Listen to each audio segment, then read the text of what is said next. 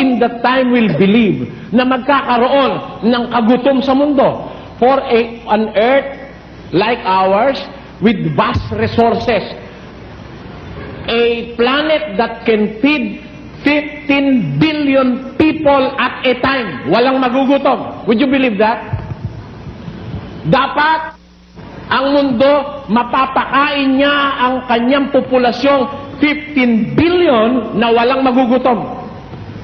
Ayon sa pag-aaral ng dalubhasa. Bakit ngayon?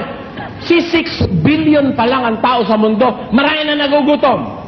May sagot dyan yung mga scientists. Ang sagot nila, the earth has enough for man's needs, but not for man's greed. Ayun. Kaya may nagugutom ngayon, masyado tayong matatakaw. Ang katunayang matatakaw tayo, naglalakihan na nga ang mga tiyan ng lalaki, hindi naman babae. Yung babae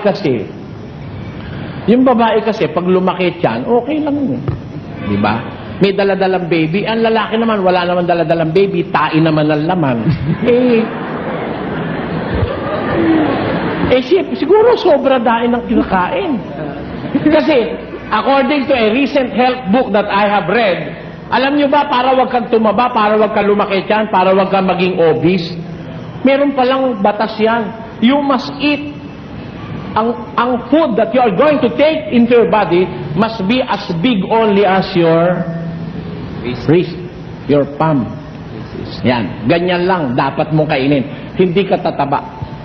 Kung kumain tayo, 2 order na 2-piece chicken joy, tapos may hamburger pa, tapos meron pang salad, tapos may ice cream pa, kaya nga tumataba tayo eh.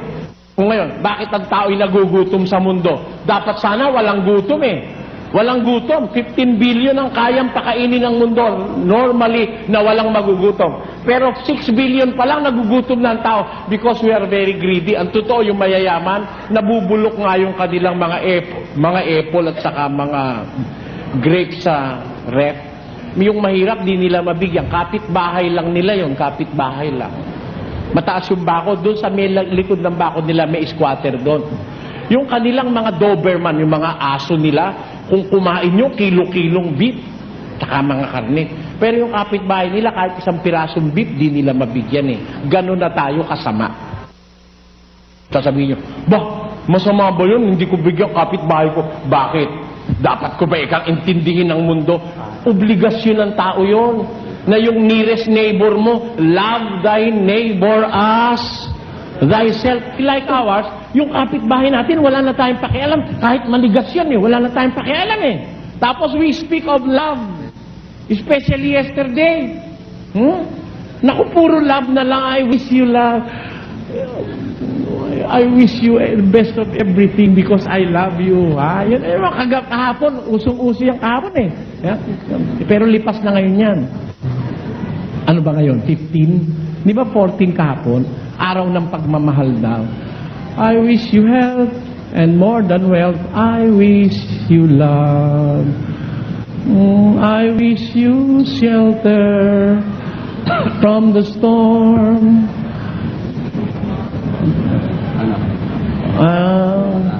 A cozy fire to keep you warm.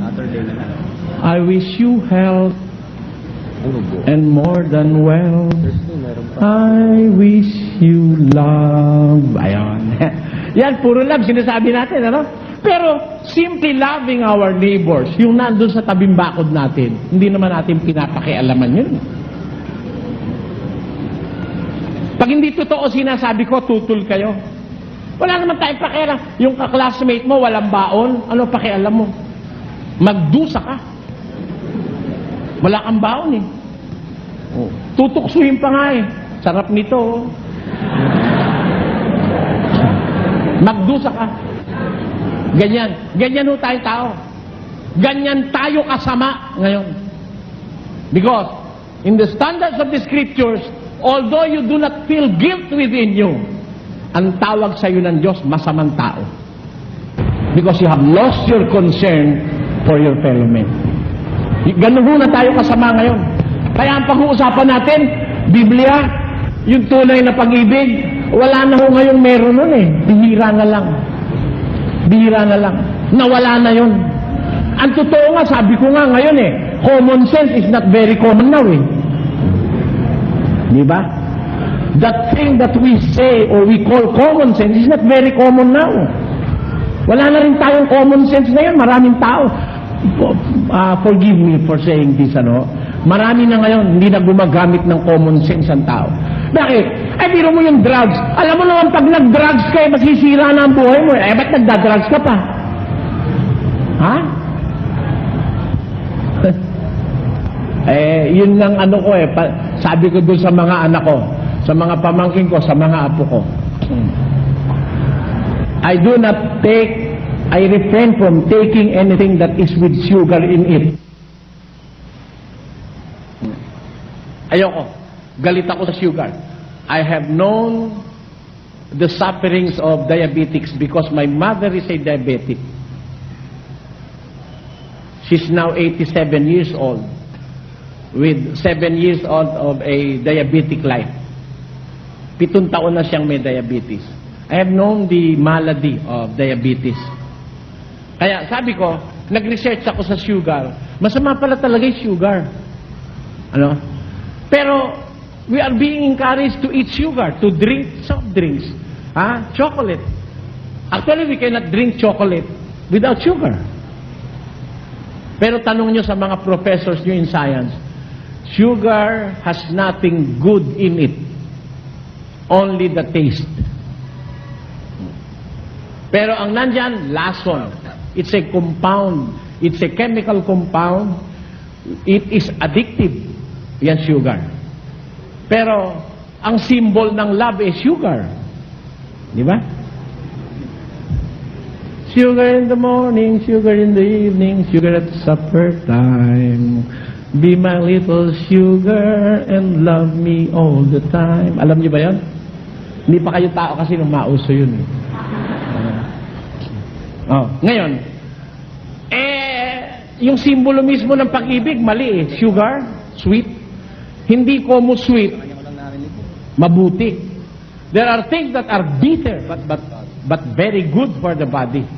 There are bitter things in life that is very beneficial to the body. But sweet is not beneficial at all.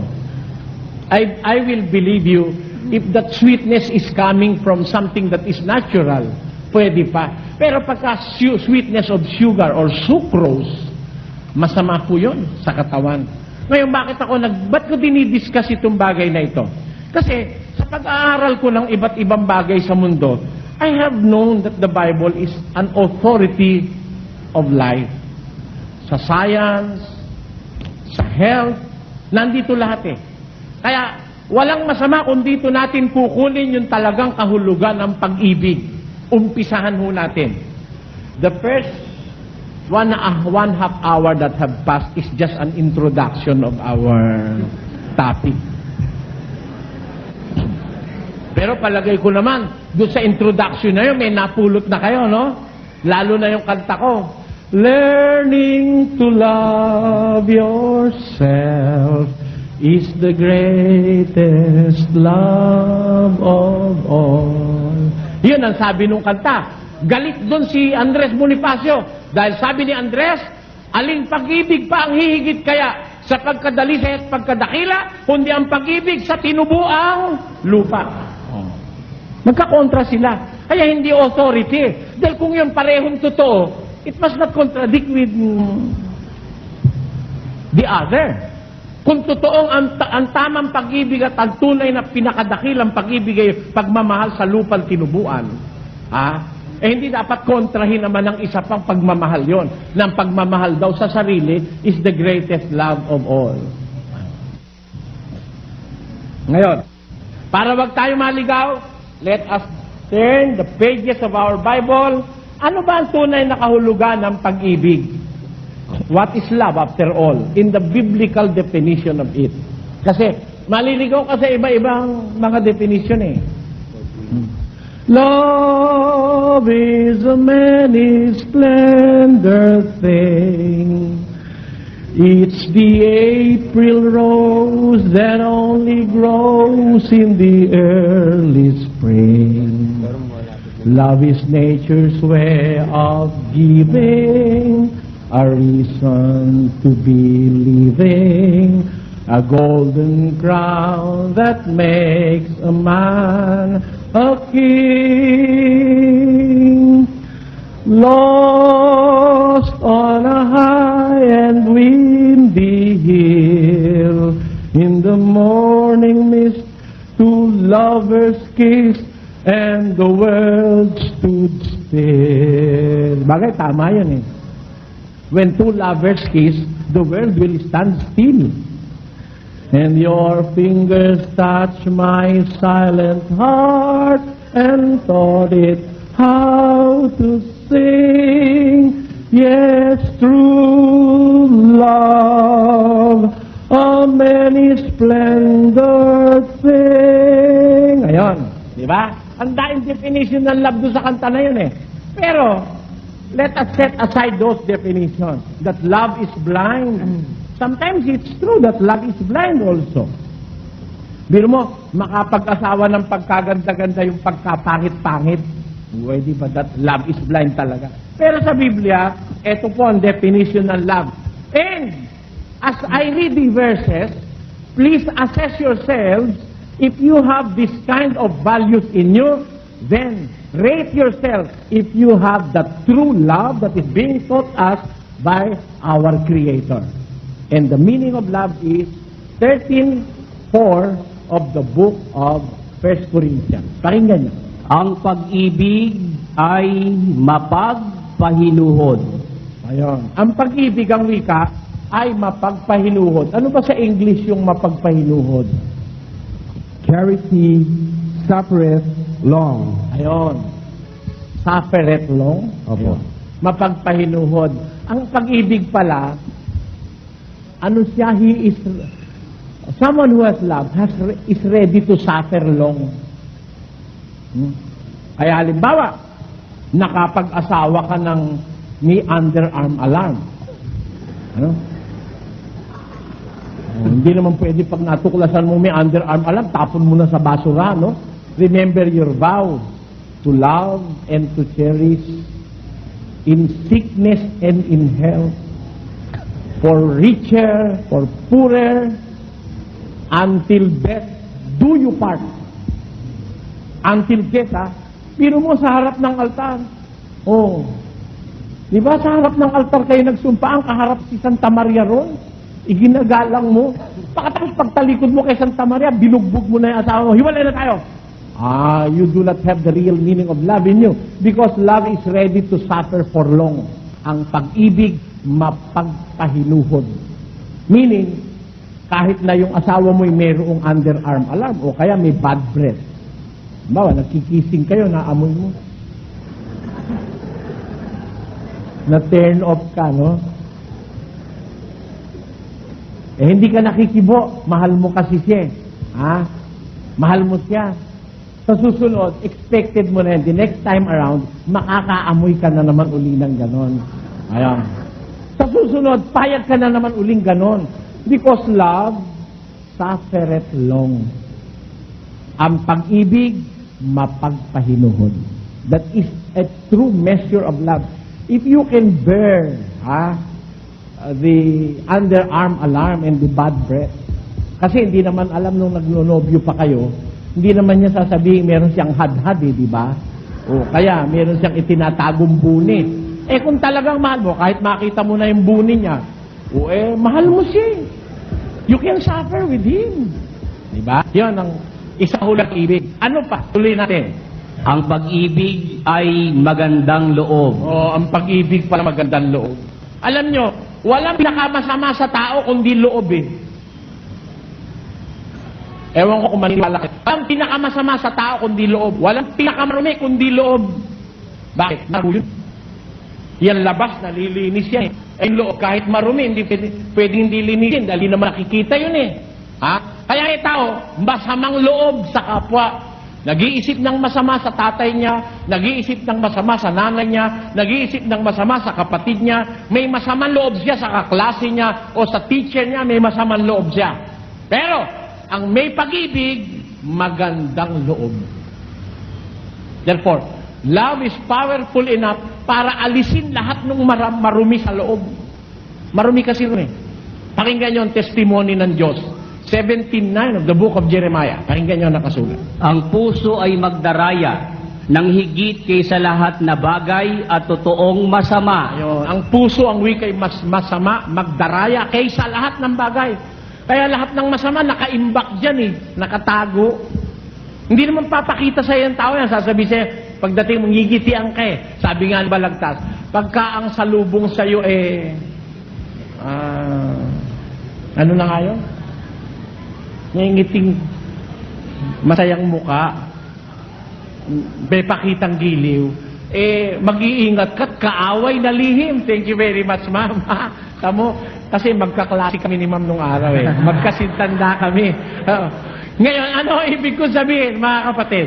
Ganon, ang pag-ibig is powerful enough. The true love that is being taught to us by the Bible is powerful enough para alisin lahat ng masama sa puso ng isang tao. Ang pag-ibig, magandang loob. Ano ba ibig sabihin ng magandang loob? Halimbawa, maganda kang loob. Nagmagandang loob ka. Nagluto ka ng tinola. Yung kapitbahay mo, bibigyan mo ng isang tasang tinola. Pipiliin mo yung atay, yung hita, o kaya yung balon-balunan, yung magagandang parte ng manok, yun na ibibigay. O mare, tikman mo itong niluto ko. Nagmagandang loob ka nun. Pero alam mo, ang pinili mo, yung Adidas, yung batok, at saka yung buto, saka ang binigay, baka ibalibag pa sa yun eh, di ba? Kaya yung liig. Ayun, hindi magandang loob yun. Ang magandang loob, kung magbigay, magandang loob siya. Mabuti siyang kalooban sa pagbibigay. Iyon ang pag-ibig. Unang-una, ang pag-ibig can suffer long. Ang pag-ibig, magandang loob. Ano pa, kapatid na Willie? Ang pag-ibig ay hindi nananaghili. Ang pag-ibig hindi nananaghili para sa hindi marunong ng Tagalog, yung nananaghili, naiinggit yun. Naiinggit. Kasi ngayon, hindi na yata masyadong marunong ng Tagalog ang Pilipino eh. Pag magpapaalam na, maraming salamat sa inyong pagtiwala. Mali. Dapat pagtitiwala, yun ang talagang grammatical Tagalog. Pagtiwala. Tapos yun naman, makikita mo mga reporter, naririto kami ngayon at naririto, nakikita namin ang kaganapan ngayon. Mali ka ako. Yung sabi ko kay Daniel, broadcaster din kasi yung pamangking ko. Huwag mong gagamitin yung ginagamit ng ibang broadcaster. Katangahan yun eh. Bakit? Ang kaganapan dito, hindi kaganapan.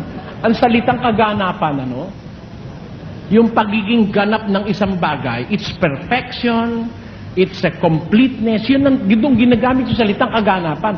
Alam reporter ka, ang mga pangyayari rito ngayon, pangyayari hindi kaganapan, ginagamit kaganapan Sa pagluto, ang gagamitin, hindi pagluto, pagluluto. Sa pagsisilbi ng pagkain, sa pagsilbi ng pagkain. Kaya alam nyo siguro, dapat ang buong Pilipinas makinig sa akin para matuto ng Tagalog.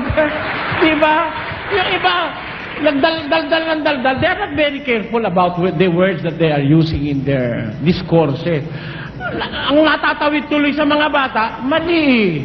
Mali. Yung pagtiwala, hindi pagtiwala, pagtitiwala. Pagluluto, pagsisilbi, paghahain. Ayan. Yan ang mga Tagalog. Na talagang Tagalog, kahit tignan nyo sa inyong mga grammar. At pagka mayroon ngayon na magsusulat ng libro at gano'n ang gagawin, lalabanan ko yun. Ayoko lang gano'n Ang natututunan tuloy ng kabataan, mali. Biro mo, Pilipino, di marunong lang mag-Tagalog ng tamang Tagalog. Mali. Mali. Pilipinong-Pilipino ka.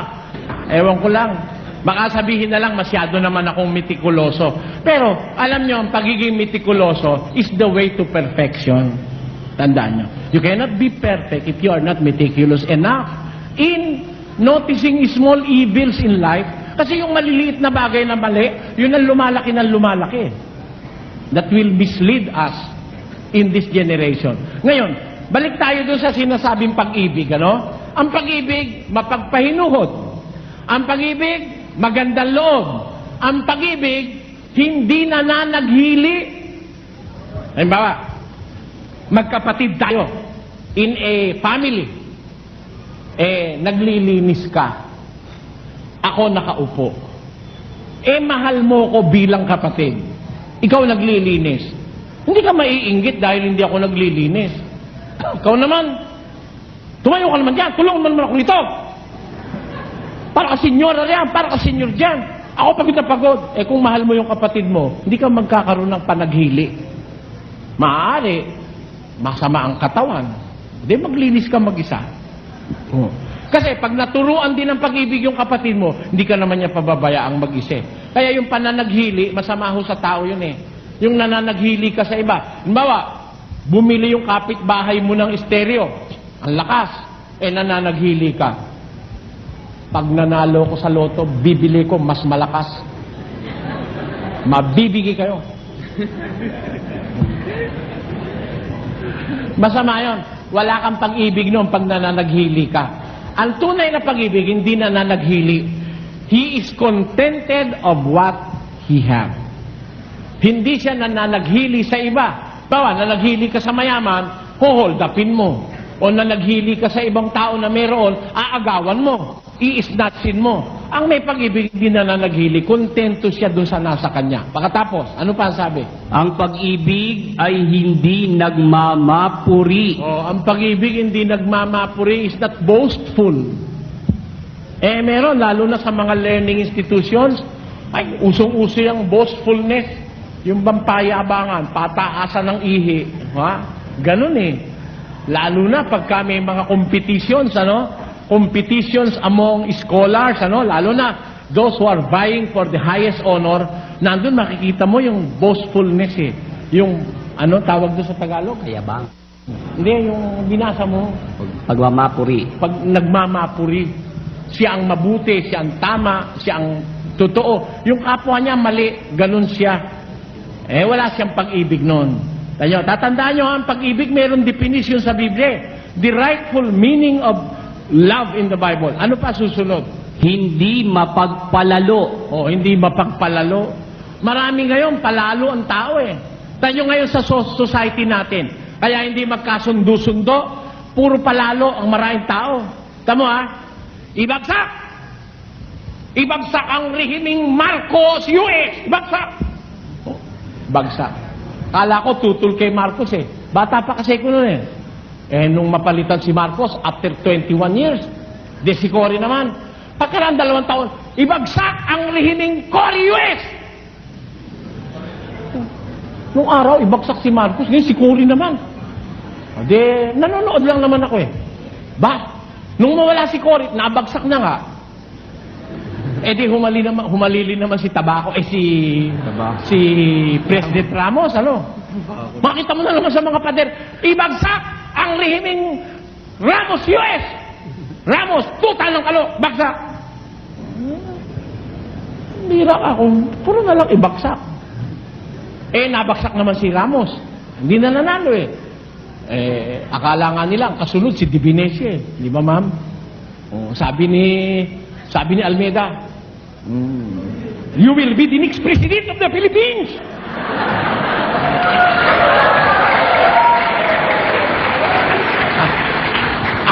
I decree, in the name of Jesus. Sagot naman ng asawa niya, Amen. Gano'n. Pagkatapos, ibagsak ang rehimeng Arab US. Baksak na naman. Sabi ko, alam ko na ngayon. Alam ko na. Kayo alam niyo na. Pagka hindi niyo alam, lalabas, bobo tayong lahat nun. Alam ko na kahit dahilan nun. Para wala na yung sigaw ng sigaw, ibagsak. Siya ilagay mo nun. Gusto niya siya presidente. Yun ang ibig sabihin nun. Puro mga palalo. Wala silang sinasang-ayunan. Lahat ng gawin ng gobyerno, tutol sila. Walang tama para sa iba, sila lang ang tama. Yun ang tinatawag ng Bibliang mga palalo. Palalo. Pag palalo, walang pag-ibig. Bakit? Biro mo, lahat ng gawin ng kapwa mo, mali. Ikaw na lang ang tamang mag-isa. Wala ng gobyerno na hindi kayo tinutulan. Ikaw na lang ang tama. Kaya kayo mga estudyante, huwag kayo sasama rin sa mga gano'n na sila lang ang tama lagi.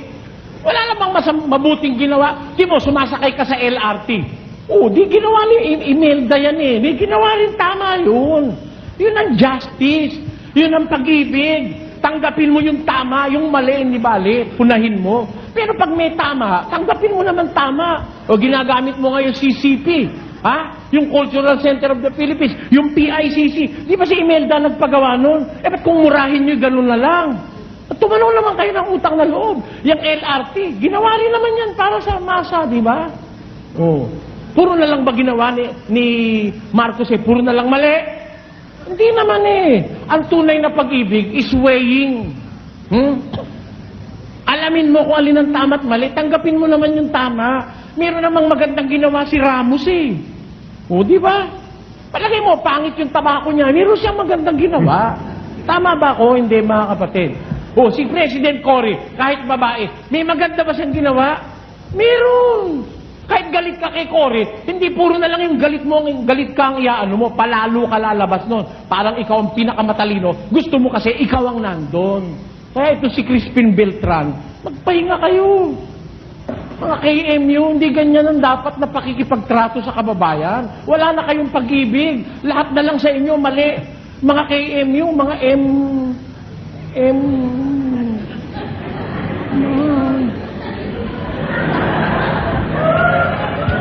wala nang tama, puro na lang mali. Huwag kayo sasama dyan, mga estudyante, sa mga ralista na. Do not risk your lives in the street because of these ideologies na wala nang nakikitang tama na ginawa ng kapwa. Am I right? Wala na silang nakikitang tamang ginawa ng kapwa We must be considerate to others, remembering that we ourselves are not perfect. Hindi naman tayo lahat perfecto. Di ba? We are prone to commit mistakes, and to forgive is divine. Di ba? To forgive the mistakes of others is divine. And to err is human. Yun ang sinasabi ng kawikaan natin. Pwede, talagang magkakamali sila, pero hindi naman puro ang nakikita mo na lang, puro mali. Mali naman yung puro na lang mali nakikita mo. Pag may pag-ibig ka, hindi ka ganon. Hindi ka palalo. Yun. Tuloy pa. Ito pa sabi. Hindi nag-uugaling mahalay. Ang pag-ibig, hindi nag-uugaling mahalay. Kaya yung tunay na pag-ibig, hindi na re-rape yun. Kaya lang naman ikaw kita ni-rape dahil mahal na mahal kita. Hindi totoo yun. Manya ka siguro, kaya mo ni-rape. Kung talagang mahal mo, ako kasi, sabi ko nga sa inyo, meron kaming motong matatanda It is better to have loved and lost than not to have love at all. Minsan kasi, meron din akong minahal, hindi ko pinag-isipan agad nung ganun. Di ba, mga kapatid? At tanong nyo, yun talagang na primera amor, na umibig talaga, hindi naman agad yun ang isip mo Hindi naman yun sex agad ang isip mo Secondary na lang yun.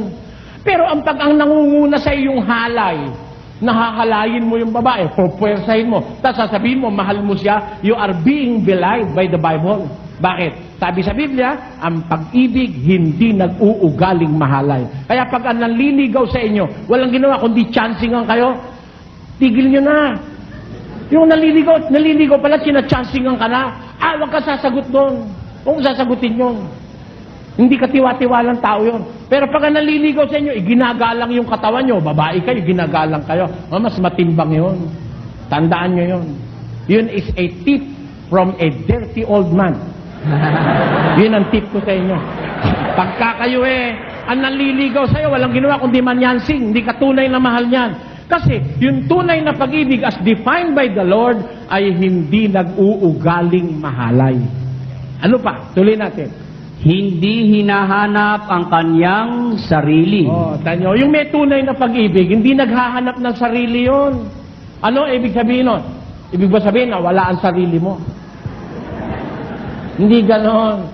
Yung hindi naghahanap ng sarili, ganito yon. Bawa, you can do something that is good for your taste. No? Ipinagawa mo sa iba. Tapos, disgusted ka. Ano ka? Parang hindi ka contented. Ba't ganyan? Ako kung magtrabaho, hindi ganyan Ang ginagawa mo, hinahanap mo na yung sarili mo sa kanya, which can never be possible. Bakit? The way you do things cannot be the way your fellow men will do it. Kasi may iba-iba tayong kapasidad, may iba-iba tayong kaalaman. Kaya, huwag mong hahanapin yung sarili mo sa iba. Pag may pag-ibig ka, hindi mo hahanapin yung sarili mo sa iba. You will try to understand. Kasi, siguro hindi niya masyadong alam, kaya pwede na rin. Thank you. Pero, ginawa na ka, sisisihin mo ka, pangit, hinahanap mo na yung sarili mo sa iba noon. A meaning of love is, hindi ka naghahanap ng sarili sa iba. Kung ikaw ay ganon, huwag mo hanapin sa iba. Try to understand others. Pagkatapos, ano pa? Tulad. Hindi nayayamot. Oh, hindi nayayamot. Pagka may pag-ibig ka, hindi ka basta nayayamot. Patient ka, patient in understanding others. Hindi ka basta nayayamot. Ano ba yung nayayamot sa English? Is not easily provoked. He is not easily provoked. Hindi nayayamot. Hindi agad na po-provoke. Yun ang may pag-ibig. Pagka you are easily provoked, means the absence of love in you. Pero pag meron kang pag-ibig, hindi ka na agad-agad na po-provoke. Tapos, ano pa? Hindi inaalumana ang masama. Ayun, hindi niya inaalumana yung masama. Yung taong may pag-ibig sa kapwa, kung halimbawa may masama man sa kapwa niya, hindi niya inaalumana yun. Hindi yun ang point of view niya. Alam niyo, marami sa ating tao, pagtingin natin sa kapwa, ang nakikita natin yung kapintasan. Oh. Sige. May taong duling. Duling. Pagtingin mo, ano nakikita mo agad? O, di ba? Totoo, aminin mo. Pag nakakita ka ng duling, ang napapansin mo agad, duling siya. Samantalang, if we are to look to others in the eyes of Christ, let us take away our own eyes and use the eyes of Christ. Ang Diyos kung tumingin, ang nakikita niya sa tao yung maganda. Kasi, pagkapangit-pangit ng tao, may maganda yun. Tandaan niyo yun. Meron akong kilalang babae, ang pangit ng muka. Ang pangit. Ang ilong nakakalat. Kalat siya. Parang yung kamatis na, di ba may kamatis bilog, ano? May kamatis naman parang flowery. Ganon ang mukha, ang ilong niya, parang nakakalat na ganon. Hanggang dito yata yung ilong eh. Ganon. Ang pangit. Pag titingnan mo mukha niya, ang pangit, may mga tigyawat pa.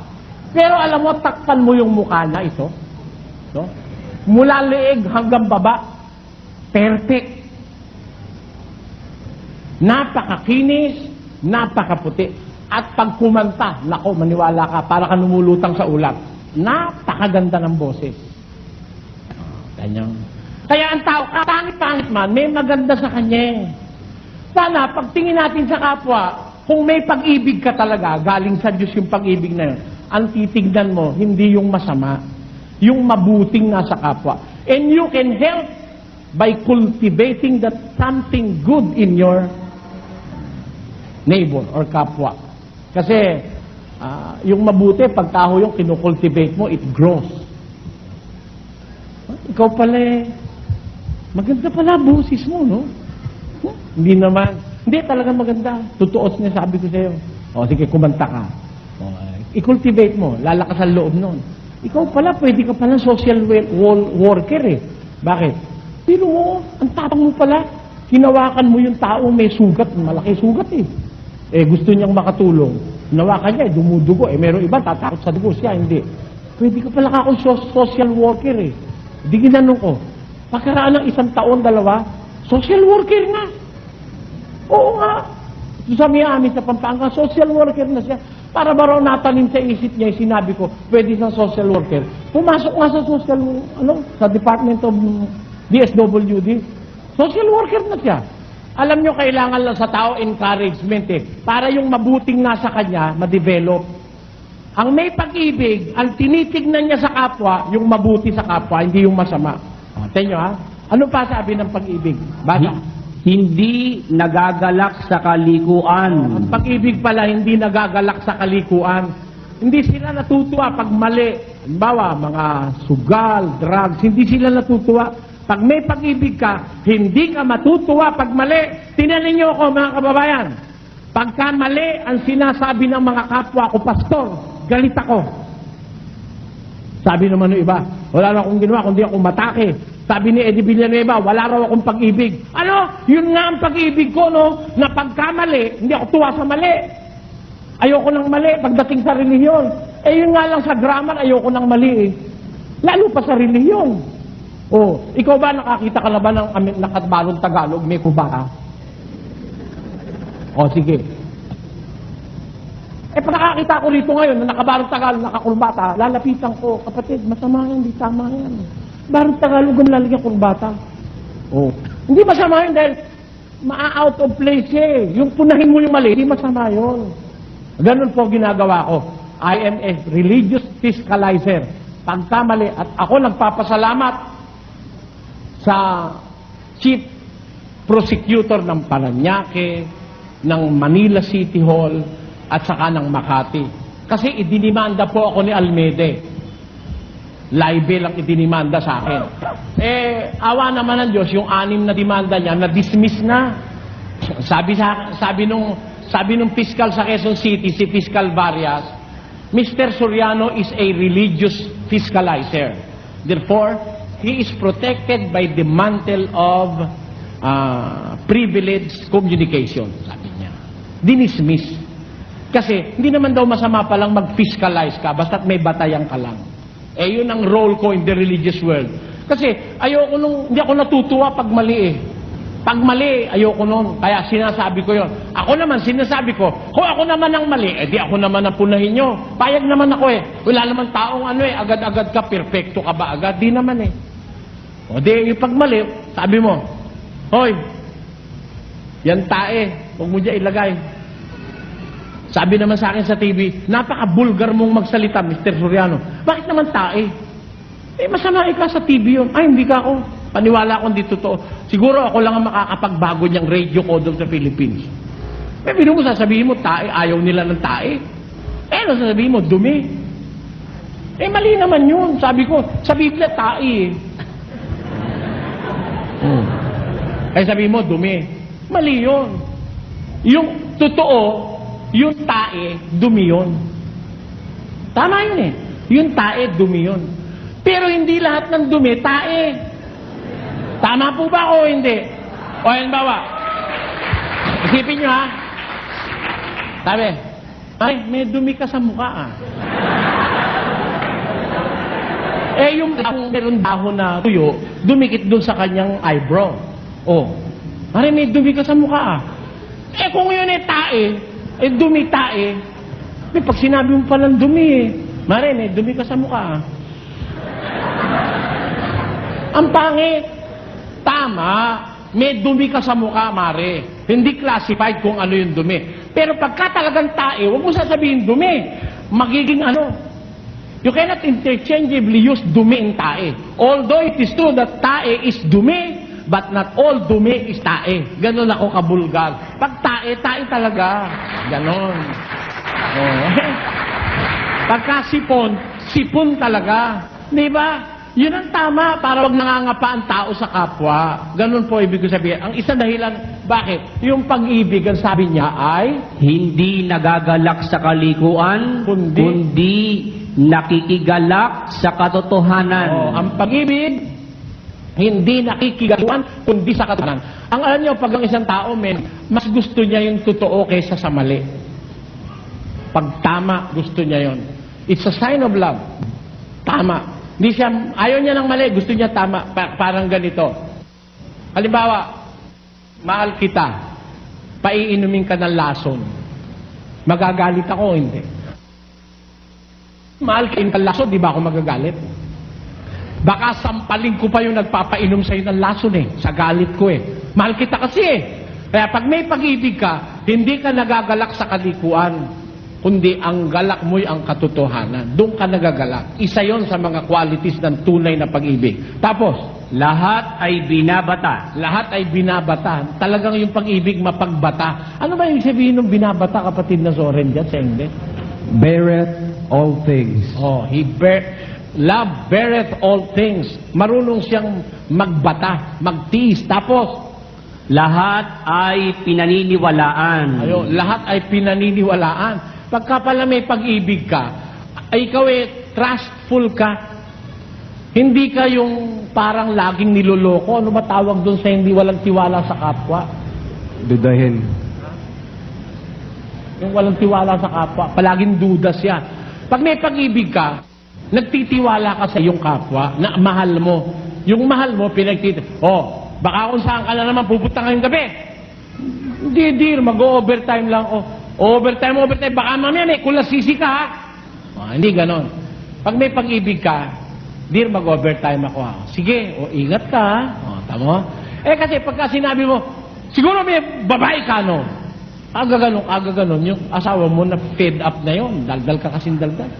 Hindi naman totoo kang may babae ko, lagi na lang pinagbibintangan. Tutuhanin ko nga. Ayaw. Para mo lang itinutulak yung asawa mo dahil sa kawalan mo ng pagtitiwala. Pero kung may pag-ibig ka, tiwala ka. Tingnan niyo yung mga successful husbands and wives. Mga husband and wife team, yung successful, may tiwala sila sa isa't isa. I have known that because my father and my mother were together for the last 69 years. Bago namatay ang father ko, nag-celebrate sila ng 69th wedding anniversary. Nakita ko sila how sweet they are kasi tiwala mother ko, tiwala father ko. Hindi sila kagaya ng ibang mag-asawa nagbabatuhan ng kawali, sandok, hindi nun.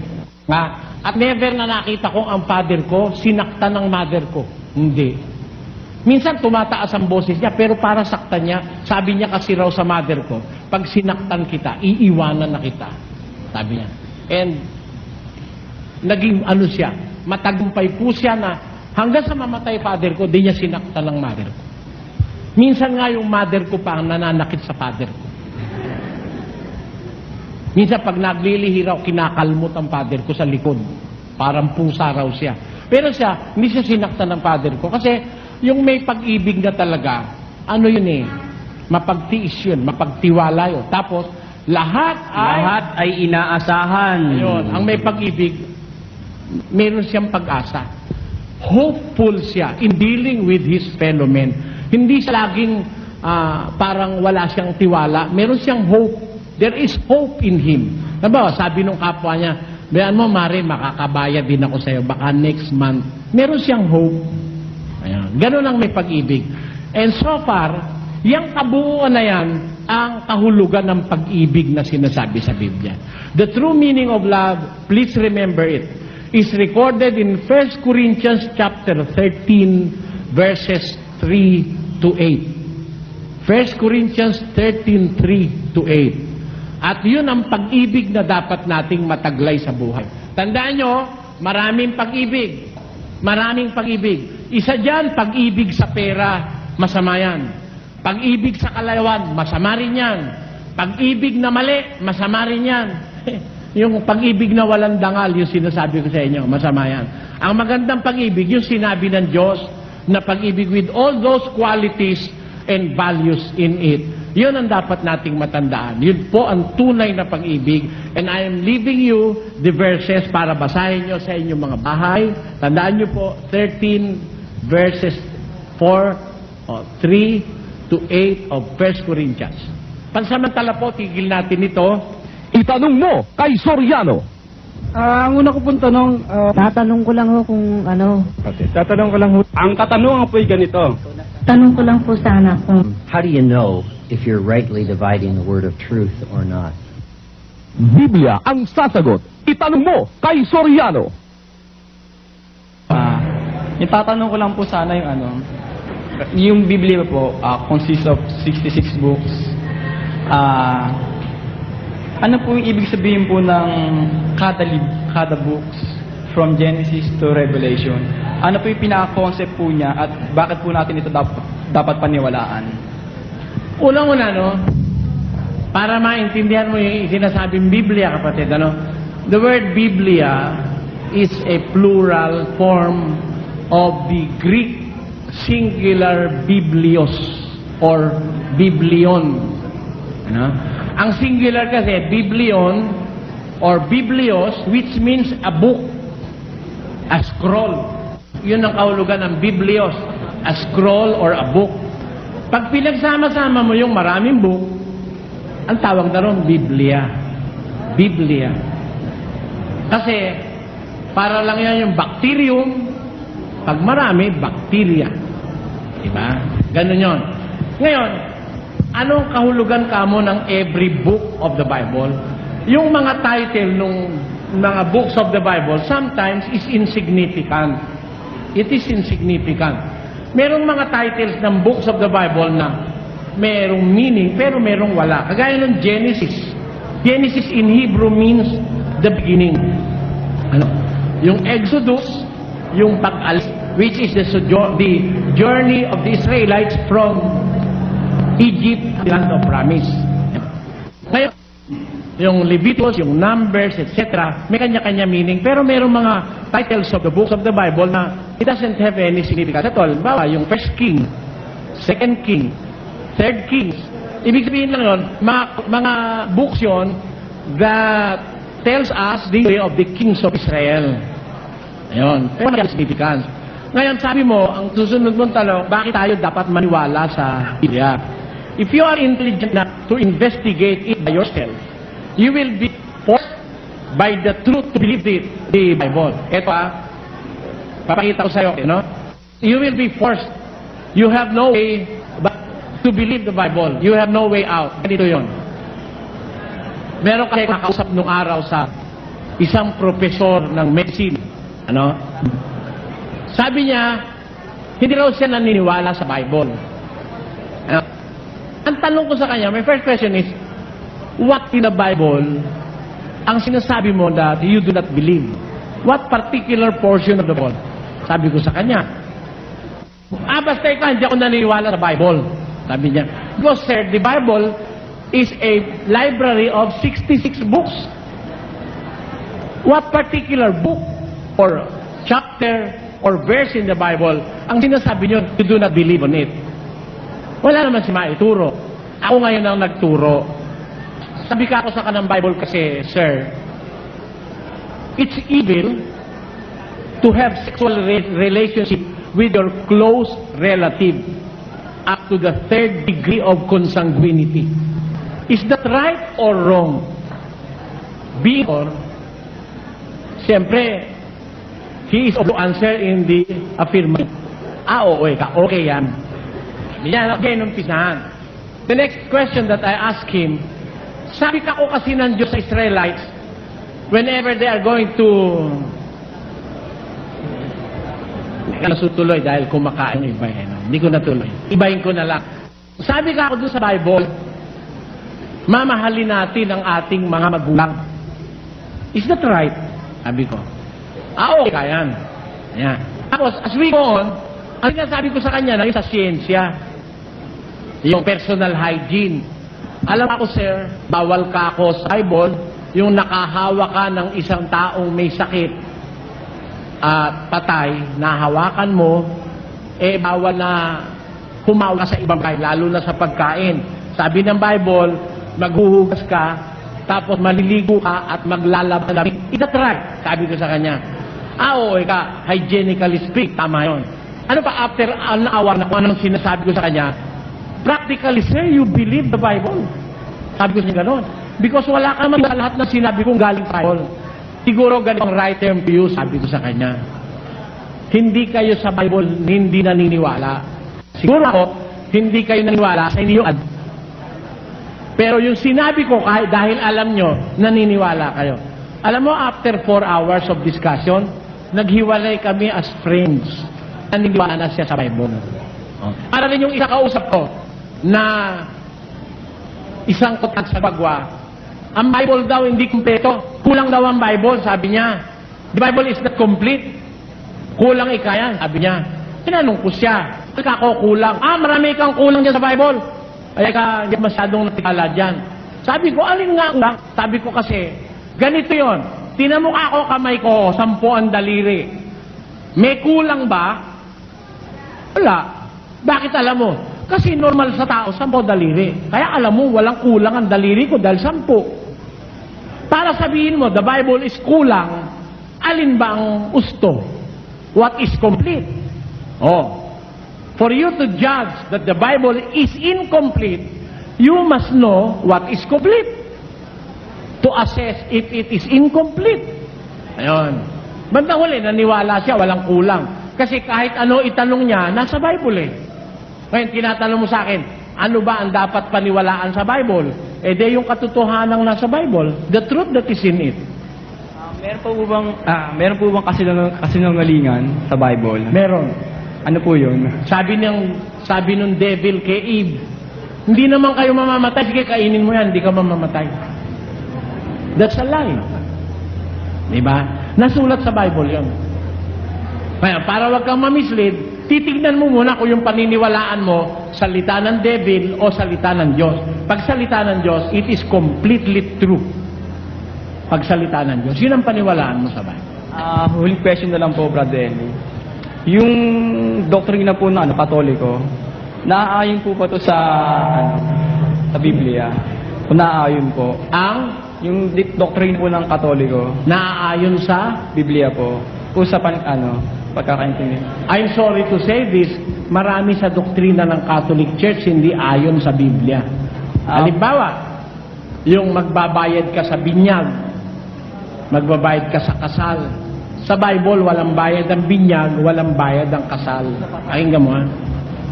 And I want to read it in the Catholic Bible. Pakinggan mo ha, kapatid.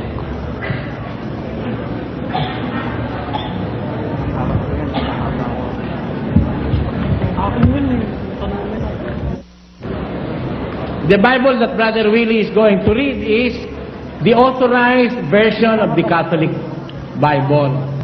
Yun ang Douay-Rheims version. From the Latin Vulgate of the 4th century AD, doon po kinuha ang Bible na ito. With the imprimatur of Rufino Cardinal Santos, Archiepus Manilensis. Ang sabi dito, pakinggan nyo. Sa inyong pagyaon ay mangaral kayo. Sabi ni Kristo sa mga apostol, sa pagyaon nyo, mangaral kayo. Anong sabi niya pag nangangaral sila? Ang tinanggap ninyong walang bayad ay ipamigay ninyong walang bayad. Kaya yung aral, walang bayad yun. Eh yung baptism, aral yun eh. So much so with matrimony, yung pagkakasal. Aral din yun. Walang bayad yun. Ang pare, pinapabayaran yun eh. Bakit po kaya tumatanggap sila ng bayad? Pag sila tumatanggap ng bayad, kailangan nila pera. Hindi kasi sabi po, para po sa kagamitan po ng simbahan. Ang gamitan ng simbahan? Hindi. May kagamitan eh. Sana pag may kagamitan na, wala nang bayad. Eh, ano po yung mga doktrinang sinasabi ng Biblia mali? Halimbawa po ng... Halimbawa, calling them father. It's prohibited by the Bible. Call no one on earth your father. Because there is only one Father, the Father in heaven. So pray in this manner, Our Father who art in heaven, hallowed be thy name, thy kingdom come. And so on. Kaya, sila, sabi ni Jesus Christ, let no one, call no one your father on earth, sabi niya. They are calling their priest as father. And the Pope in Rome as Pope, Papa. The Latin word for father. Kaya, doon pa lang mali yun eh. That is 23 verse 9 of the book of Matthew. Pakibasa kapatid na Willie. At huwag inyong tawaging inyong ama ang sino mang tao sa lupa, sapagkat iisa ang inyong ama, sa makatwid bagay siya na nasa langit. Address no man on earth as your father. Because there is only one Father for Christians, and that is the Father in heaven. Yun, mali na yun. Kung tinawag ko po silang father o nagkakasala po ba ako o sila yung nagkakasala dahil pumapayag silang tawagin? Pareho kayo. Kasi tinatawag mo siya, pumapayag naman siya. Pareho kayong culprit. Ano po dapat na itawag kung ayon po sa Biblia? O kapatid. Ang tawag sa Biblia, kapatid na Pablo, kapatid na Cephas, brother Paul, brother Peter, yun ang tawag sa Bible. Sa pakinggan mo, basahin natin. 23. Tatapot kayo'y huwag patawag na rabi, sapagkat iisa ang inyong guro at kayong lahat ay magkakapatid. Ang tawagan magkakapatid. Huwag kayong papatawag ng rabi or yung rabi plural yun ng rabonay. which in Greek or in Hebrew means teacher. Sabi, huwag kayong papatawag ng Rabbi. Iisa lang ang inyong Rabbi, si Kristo lang. Kayong lahat ang tawag magkakapatid. Maraming salamat po. Salamat din iyo. Better read your Bible. Isama mo sa... Meron ka bang